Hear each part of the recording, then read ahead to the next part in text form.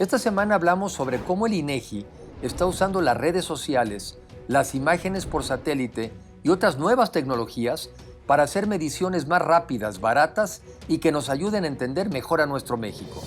México tiene futuro y su futuro está en tus manos. La mejor manera de predecir el futuro es crearlo.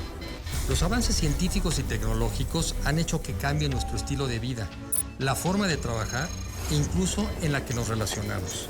La capacidad de educarnos a través de Internet, de transportarnos en vehículos autónomos, de modificar el genoma humano para evitar enfermedades, así como el uso intensivo de las energías renovables y de la inteligencia artificial, nos permitirán alcanzar mejores niveles de vida.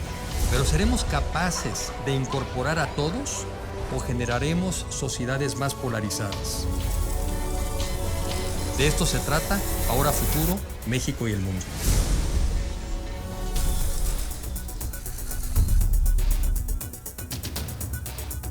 Un tema que a mí me interesa mucho y que me llamó la atención hace creo que como 10 años, cuando Luis de la Calle y Luis Rubio sacaron su libro de Clase Medieros. Ellos salieron con un tema pues muy irreverente, porque en México siempre hablamos de la pobreza, es un país pobre, entonces quiere decir que las políticas públicas tienen que ser para los pobres, y el argumento de ellos, y que yo compré desde entonces, pues es que somos un país de clases medias, porque no solamente los datos te lo pueden revelar, sino que también la gente se siente así. Claro, creo que lo planteas de una manera excelente porque me permite tocar varios temas. Uno es las mediciones que hemos hecho sobre clase media. Por cierto, que se echaron a andar en principio gracias a una plática que en algún momento tú tuviste con quien era el presidente de INEGI, Eduardo Sojo. Y que llegó y nos echó el reto, ¿no? A ver cómo le hacen para medir clase media, vamos a buscar una manera original de hacerlo. Y lo que hicimos fue usar información del INEGI. Entonces, esa encuesta nos servía para ver cómo vive la gente en términos de en qué gasta. Entonces, seleccionamos 15 rubros de gasto de los hogares. Y la idea es ver cuánto gastan y en qué gastan.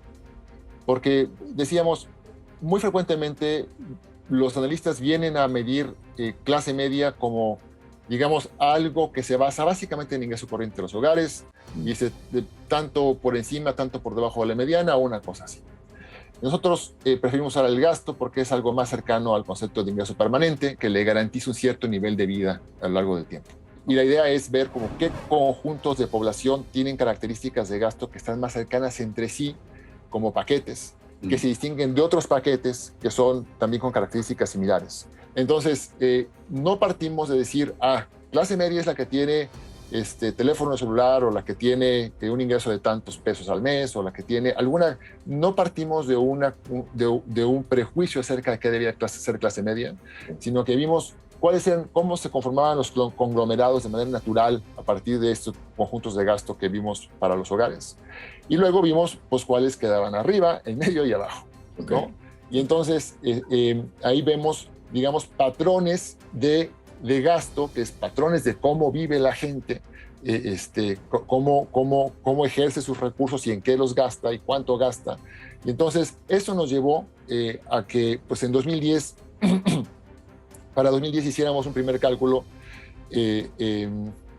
y que actualizamos recientemente con la EMIG 2020, y que nos da, por ejemplo, que en 2010 teníamos, en términos de personas, casi 44 millones de personas en clase media, ¿no? Digamos, en 2018 ya eran por ahí de 53 millones. Pues porque la población también se ha venido incrementando, ¿no? En 2020 pasó a pues como 47 millones, ¿no? Eso significa que pues como de 18 a 20 pues le perdimos como 20 millones de personas a la clase media, como 6 millones de personas a la clase media, claro, ¿no? Claro.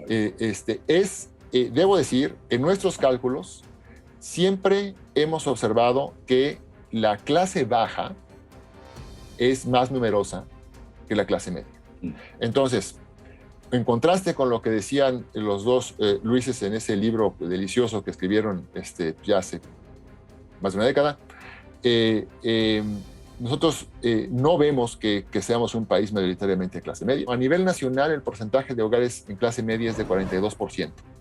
Pero, por ejemplo, si tú te vas a Chiapas o a Guerrero o a Oaxaca, ¿no?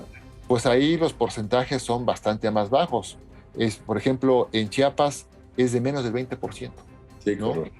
¿No? Sí. 19.5%, en Guerrero es del 24%, en Oaxaca del 25%, y en contraste, si nos vamos a Ciudad de México, pues ahí tenemos pues casi el 60%, ¿no?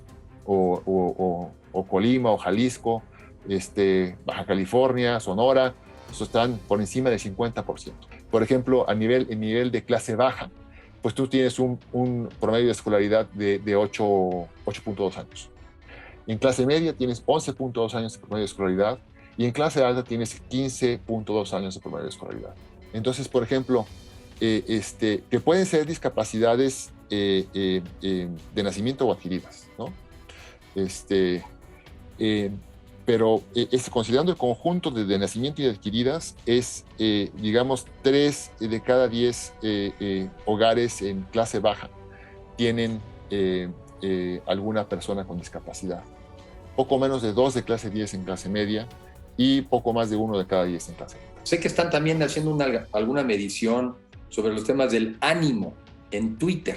Yo tuve el gusto de conocer en una reunión en la Universidad TecMilenio al profesor Martin Seligman de la Universidad de Pensilvania. Y Seligman, pues es, digamos, uno de los fundadores de la psicología positiva y un personaje en el mundo de la psicología a nivel mundial.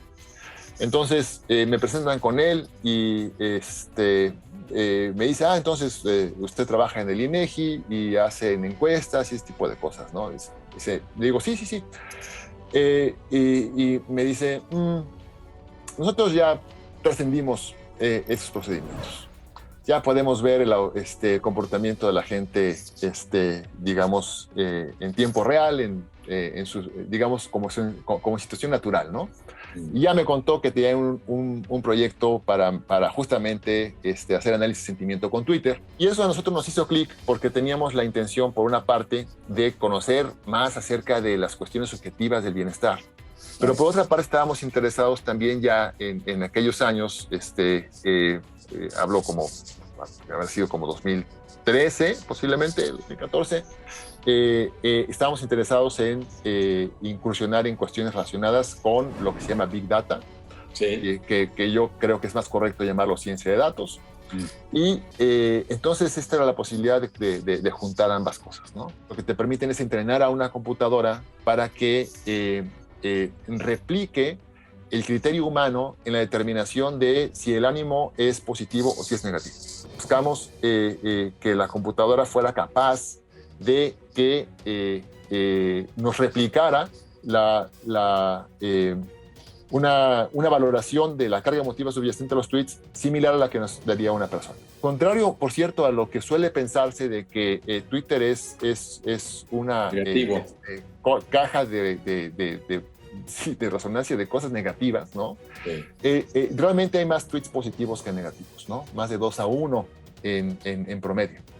Y lo que vemos nosotros con nuestro cociente de positividad, en positivos contra negativos, es pues en qué momento la cosa salta para arriba o para abajo, ¿no? Por ejemplo, cuando ganó Donald Trump las elecciones, ¡pum!, se fue para abajo el ánimo. El ánimo, ¿no?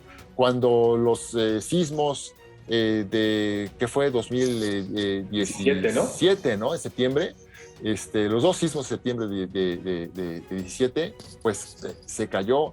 Pero igual se cayó cuando México perdió un partido contra Alemania, ¿no? Claro. O igual subía cuando le dieron el Oscar a La forma del agua, o igual sube cuando es el 14 de febrero o Navidad o Año Nuevo. Okay.